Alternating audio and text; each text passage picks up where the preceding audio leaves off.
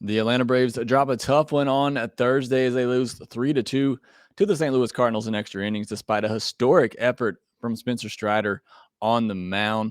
The Braves offense just wasn't able to come up with some big hits early in the game, had opportunities throughout, and just could not find a big hit with runners in scoring position. We'll talk about that. Set you up for the weekend series against the Washington Nationals, where the Braves look to continue winning series as they did against the St. Louis Cardinals. We'll discuss that on today's episode of Lockedon Braves. So let's get into it. You are Locked On Braves, your daily Atlanta Braves podcast. Part of the Locked On Podcast Network, your team every day.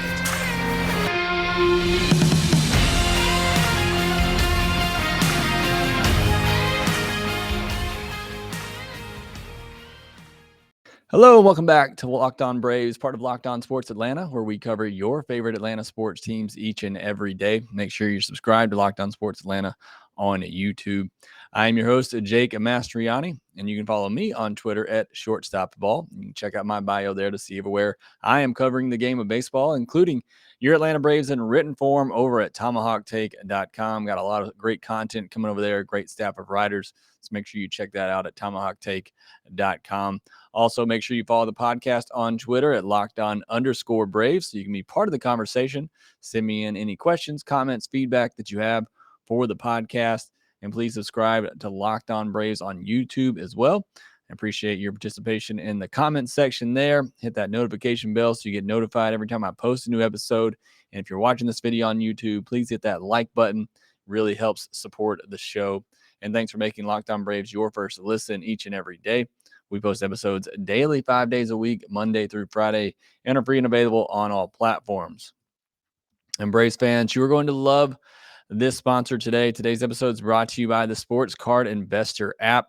Welcome to the world of trading cards reimagined. Stay tuned later in the show for more information on this awesome new tool for collectors. You're going to want to check out the Sports Card Investor app. Before we get to that, though, we're going to obviously break down Thursday's game for the Atlanta Braves. A tough extra innings loss. Wouldn't you know it, the Braves lose again in extra innings with this new Manfred rule that hopefully is going away next season. But they lose 3-2 to the Cardinals. Weren't able to come away with a 4-game sweep, but the rookie shined on this night. Spencer Strider in particular, going to talk about him, Michael Harris as well, and get into the offensive struggles on Thursday as well. Just could not capitalize on really opportunities throughout the game. We'll discuss that and then set up this weekend series against the National and the pitching matchups there. But going to Thursday's game, again, just kind of a frustrating game throughout. Again, the offense had a lot of opportunities, just couldn't come through with a big hit. But the rookies really did shine in this game. And we've talked about it a lot with Spencer Strider, Michael Harris, and just what they're doing. And both of them competing for NL Rookie of the Year. And for me, it's got to be Spencer Strider with what he is doing right now and what he continues to do, what he did on Thursday. For me, he's the NL Rookie of the Year. And Grant McCauley made a great point on the postcast as well. I think he should deserve some all-star consideration. And how fun would that be to have Spencer Strider come in for 1 inning of the all-star game and just see him light up the radar gun with that fastball and that devastating slider. I think that would be a lot of fun. So hopefully start pushing for that. Obviously, Brian Snitker being the manager of the NL team might help those chances out a little bit. But on Thursday, Spencer Strider, 6 innings, 2 hits, 2 walks, no earned runs, and a new career high, breaking the mark that he set his last time out, 12 strikeouts, and did so in 100 pitches over 6 innings. And you now look at his last 3 starts, 18 innings, 8 hits, 3 walks, just 1 earned run, and 30 strikeouts. I mean, he has been untouchable for 3 straight starts now. I mean, he's been untouchable for a lot of the season, but these last 3 starts in particular have just been fantastic. He now leads the team in strikeouts and ranks 5th in the National League in strikeouts. And that's despite having far fewer innings than the guys ahead of him. Just absolutely crazy, absurd what he's doing with the strikeout numbers. He became the first pitcher in Atlanta franchise history to record each of the first 9 outs via the strikeout. So first 9 outs of the game, all punch outs for Spencer Strider. He also became the first rookie in MLB's modern era, so since 1900, to record 11 plus strikeouts and 2 hits or fewer in consecutive starts. I want to say that again. His past 2 starts, he's struck out at least 11 batters and given up 2 hits or less, and he's done that in 6 innings. So absolutely incredible work what he's doing. Again, just historic stuff that we're seeing from Spencer Strider.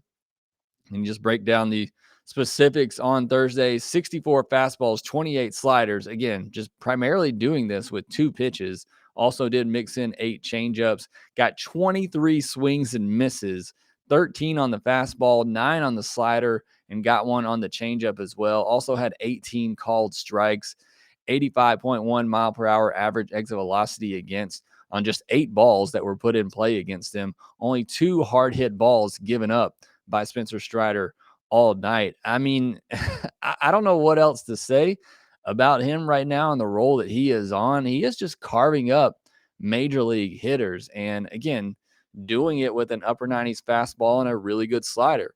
It's just amazing. And I talked about this on the postcast as well. You know, this is why back in the offseason, when I did my prospect rankings, I had Spencer Strider second, because what he has right now in the fastball slider combination, I mean, you're seeing it. He is dominating major league hitters with that.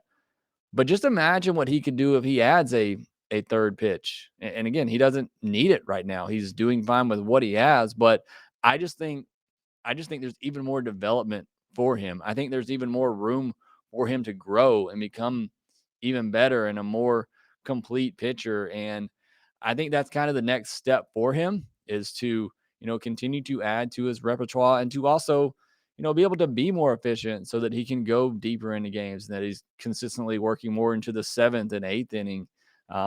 That's really the next step progression for him. But what he's doing right now, again, for me, he's my NL Rookie of the Year right now. But his own teammate giving him a run for his money as well, and Michael Harris, and had a big hit, almost had 2 big hits, but had a game-tying homer. The second time he's hit a game-tying homer in the last week. Did so in Cincinnati as well. Braves also went on to lose that game. But after Will Smith gave up the run in the top of the 7th, Michael Harris leads off the bottom of the 7th with a home run. And I tweeted it out because there's just no way. That's what came to my mind when I saw him hit this ball, is no way he did that. It was a fastball up and away, off the plate away, and he's able to get to that ball and have enough power to take it out dead center, a no doubt shot. And the only question on this kid was the power. And when would the power tool come? That is absolutely incredible. That swing that he made to have a no doubt home run on that pitch. And we've seen him go out and get these pitches on balls off the plate away and see him just drive them out to left center. That was just absurd to me. Again, my initial reaction when I saw him hit that ball is no way he just did that. And yes, he did. And he tied the game up. What an absolutely unbelievable clutch hit there. And he nearly walked it off in the 9th inning. And again, I thought this was definitely down. So did Phil Gosselin, unfortunately, who ends up getting doubled off. That was an incredible swing to left center field. Credit to Dylan Carlson, who came in late in this game, made that unbelievable catch, also went 3 for 3 at the plate and drove in the game-winning run. He was a nightmare for the Braves late in this one. Still have no idea how he caught that ball. Almost an expected batting average of 900. That ball was absolutely torched. Again, should have been a game winner. Unbelievable play by Dylan Carlson. And then, not to be outshined, Dylan Lee, also a rookie, came in the 8th inning, got out of a jam there. Big strikeout with 2 on in the 8th inning to keep the game tied. So Braves rookies coming up big this year. We didn't really know what we would get from any rookies this season. And now the Braves have 2 of the better ones, and what Dylan Lee's doing has been incredible as well. But for me, Spencer Strider, what he's doing right now, he is the NL Rookie of the Year. And again, I'm with Grant. I think we need to start pushing him for the All-Star game as well. But unfortunately, couldn't get enough run support. Braves offense was really abysmal on Thursday. We'll talk about that next. Welcome to the world of sports cards reimagined. The Sports Card Investor app is the hobby's most powerful resource. Quickly check the value of your favorite cards, find great deals, and profit from the hobby that you love. Available completely free in the Google Play and Apple app stores. The Sports Card Investor app is a must have for baseball fans like yourself. Easily browse over 630,000 cards from every sport with hundreds more added each week. Check the latest values of your favorite cards with 7-day or 30-day charts. Find the best prices and buy directly through the app with their eBay deals feature. And this is, again, an app that I love. I'm a sports card enthusiast as well. I love searching this app, seeing the value of some of the great prospects that are coming up and some of the old cards that I have as well. So, again, if you're into the hobby, you love sports cards, you need to go download the Sports Card Investor app today. It's available for free in the Google Play and Apple app stores, or you can go to Sports Card Investor app or sportscardinvestor.com/locked on would help support the show if you go and download the app that way. Braves offense wasn't able to back up the great start from Spencer Strider on Thursday, despite several chances. And I know ultimately the Braves lost this game in extra innings. For me, they lost this game in the first 4 innings when they were unable to get anything against Matthew Liberatore, who, again, I think you saw he has some promise. And selfishly, I hope he gets to that potential someday because I have him in a deep fantasy league. But I mean, he walked 3 batters in 4 innings. You got to take advantage and at least push a run or two across against Liberatore, who, again, was only around for 4 innings. And that's something else to point out in this game as well. Cardinals had lost 4 in a row. They were pulling out all the stops to win this game. They pulled Liberatore after 4 innings, went to Jordan Hicks in the 5th inning, and he pitched 2 innings. Then they went to Gallegos. Then they go to their closer and Helsley, who pitches 2 1/3 innings to try to get this win, pulling out all the stops. Man, I'm not saying the Braves weren't either, but the Braves had some guys unavailable. But the Cardinals going all out for the win in this one, trying to end that losing streak. But still, Braves had plenty of chances. They had base runners in every inning of this game and really were only able to scratch across 2 runs, one of those being in extra innings with the ghost runner that was put on base, and the only other run coming via the home run from Michael Harris, which is always my concern with this Braves offense is what happens when the home runs aren't coming. And you look at the past 2 games now, and on Wednesday, they only scored 3 runs, 2 of those being solo home runs. And then last night, their only run scored in the first 9 innings in the regular innings was a solo home run. So that always concerns me when the Braves aren't able to string hits together and score runs in different ways despite the aggressiveness on the base pass and the stolen bases they've had the last couple of nights, just not able to come up with hits with runners in scoring position. And you really look at why the Braves lost this game. They were 1 for 15 with runners in scoring position, and that one hit came in extra innings in the 10th inning when you had the ghost runner on second. So not a great night for the Braves offense. Certainly, you don't want to be so reliant on the home run ball. They typically do come for the Braves when they're hitting the ball hard, and they had 15 hard hit balls on the evening, but just weren't able to come through with a big hit with runners in scoring position to put this game away early. And again, you look through it, got 3 hits, got 3 walks and 4 hits in 4 innings against Liberatore, but couldn't come through. They had 2 on in the first inning, got nothing, had a 1-out double in the second inning. And this was, the first of a couple of bad base running miscues in this game. Adam Duvall gets a hustle double, takes advantage of Yepez playing in right field, and then gets thrown out, gets caught between second and third base. He goes, hesitates, and then he still decides to go and gets thrown out easily. Just terrible base running there. And I honestly don't know if the shortstop makes the play to get Arcia at first there, and then you potentially have first and second with 1 out. So that was a bad base running play by Duvall. You had a 2-out single in the 3rd inning, but nothing came of that. And then this is where it really hurts. You had second and third, nobody out in the 4th. again, some more assistance from Yepez in right field, who's not a great defensive player. A ball that Ozuna hits that I think most right fielders probably catch it. It goes off his glove as he slides for it and goes for a double. But then Duvall strikes out. You cannot strike out there. And I tweeted this out. You know, Liberatore had thrown a couple of fastballs up, and you knew a curveball was coming. That's his put away pitch. And he left it right down the middle, and Duvall missed it and then struck out on a really good pitch, the next pitch. But can't strike out there. Had to put the ball in play. Arcia up next does put the ball in play, but with the infield in, hits it right to the second baseman. And then Michael Harris grounds out to second, which we're starting to see a little too much from him. Want to see him start going the other way more as he did later in this game.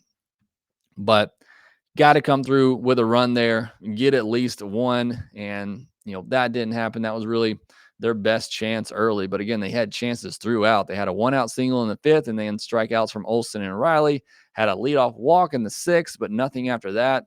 Got the leadoff homer in the 7th. It's the only inning they didn't technically have a base runner, as the only base runner they had circled the bases on a home run.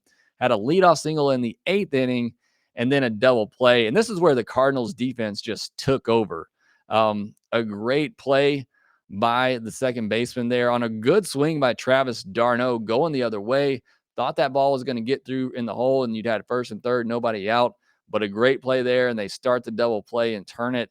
And then you also had a walk in the 8th inning after that, but still nothing. And then the play in the 9th inning, Dylan Carlson made to double off Phil Gosselin on just an amazing hit by Michael Harris, but an even better play by Dylan Carlson. So Cardinals defense really showed up late in this game, made a couple of great defensive plays to keep the Braves off the board, but just throughout, Braves just didn't take advantage and didn't score runs when they had opportunities, couldn't come up with a big hit. More often than not, they're gonna punch through in one or two of those innings. Just was not to be on this night, and certainly frustrating for a fan to watch when you have so many chances, so many opportunities, and just can't come through.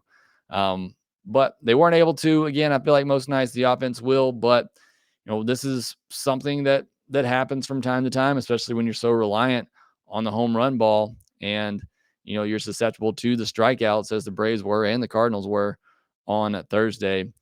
So just a bit unfortunate there for the offense down night. Hopefully they'll pick things back up over the weekend. Just briefly wanted to touch on the bullpen as well. And just, again, I talked about it the other night, the fact that O'Day and Chavez are getting, these big roles late in games. You had Will Smith come into the 7th inning of this game against the bottom of the order and gives up a run, a leadoff double, and then a bloop hit. I thought he actually did a pretty good job to get out of that, only allowing the one run. Then you had O'Day and Dylan Lee come in to get out of the 8th inning. Then you go to Minter for the 9th, which was just a really good, that was, kind of a vintage AJ Minter inning. I know he gave up the leadoff single, but after that, just really bared down and battled. I love that. And then Matzik, a little bit more encouraged by his start or his outing on Thursday. Ended up having to go 2 innings, as again, the Braves really had some arms they didn't want to use on Thursday. So Matzik has to go 2 innings, only threw 6 pitches in the 10th inning, which is why, I think Snicker was fine bringing him back out for the 11th. Was more, 94, 95, which is better than what we saw the other night. Still not quite where he was last year.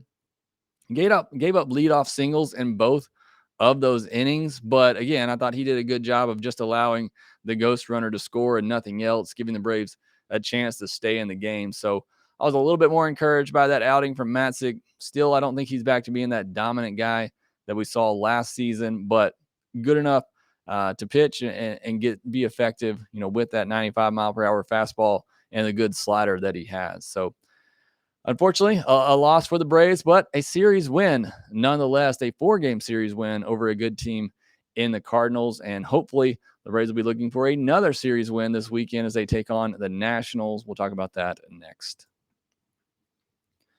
From the people who invented healthy and tasty comes the latest gift to your taste buds. You probably tried the amazing coconut brownie chunk Built Bar, but guess what? Your friends at Built have given coconut brownie chunk the puff treatments as well. That's right, the coconut brownie chunk Built Bar flavor that you love in a deliciously chewy marshmallow covered in 100% real chocolate. It's like a fluffy cloud of coconut brownie goodness. They are good for you, low calorie, low sugar, high protein, and all delicious. Coconut brownie chunk puffs are only here for a limited time, so go to built.com now to make sure you don't miss out. They're going fast because they taste amazing. All Built bars are made with collagen protein, which your body absorbs more efficiently and provides tons of health benefits. Eat something that tastes good and is good for you as well.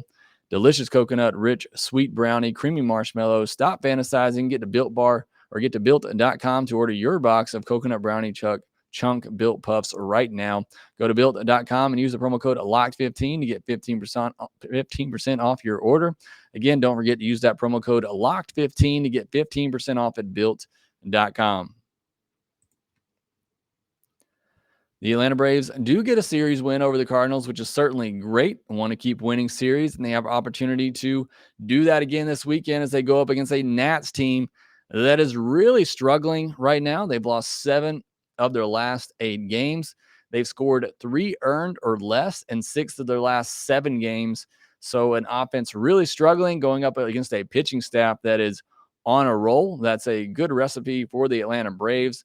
And you look at the pitching side of things for the Nationals, a 5.12 ERA, team ERA, second to worst in all of baseball. They have the worst starter ERA in baseball at 5.60.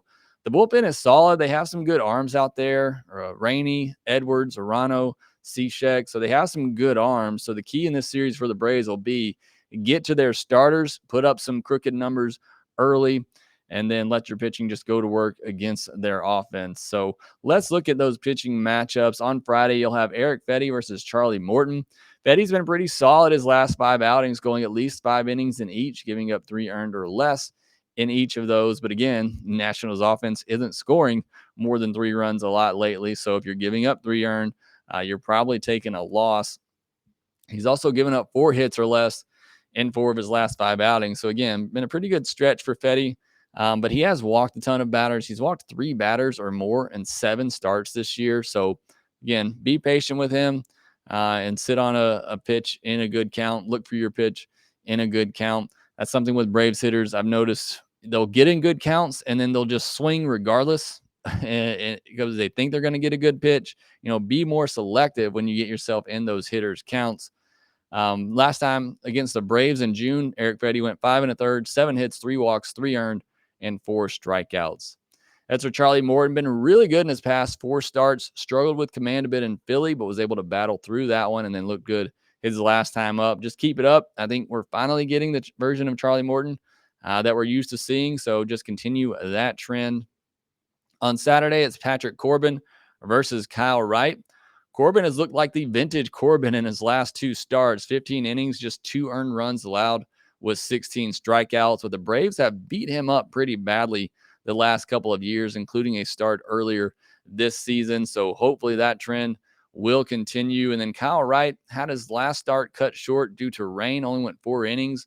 But in the last 10 innings he's pitched, he's only allowed a 1 earned run on 6 hits, has walked 4 batters, and struck out just 6. But hopefully we'll see another good performance from Kyle Wright on Saturday.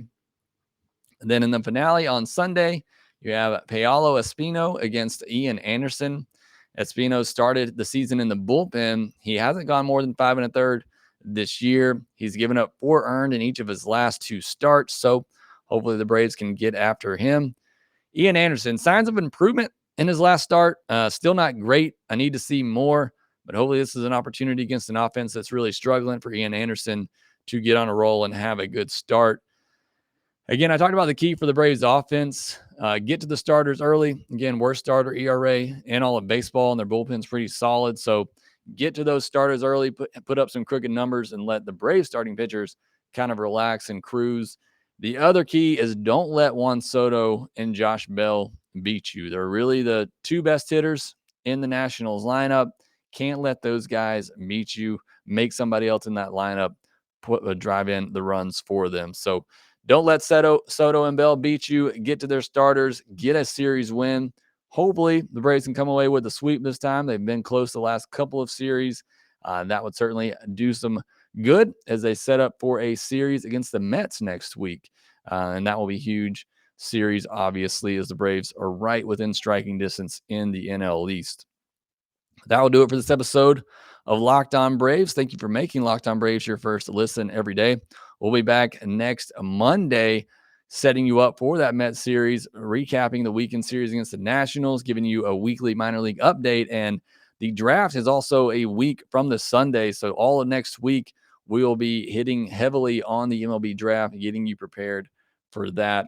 But now go make your second listen. Locked On MLB Prospects. Host Lindsey Crosby is a prospect encyclopedia, and he's going deep on the MLB stars of tomorrow and really getting you ready for the MLB draft. And that, like this podcast, is free and available wherever you get your podcast. And thanks again for listening to Locked On Braves. Be sure to follow us on Twitter at @LockedOn_Braves. You can follow me at ShortstopBall. Also, make sure you rate, review, and subscribe to the podcast wherever you get your podcast. And we will talk to you next time.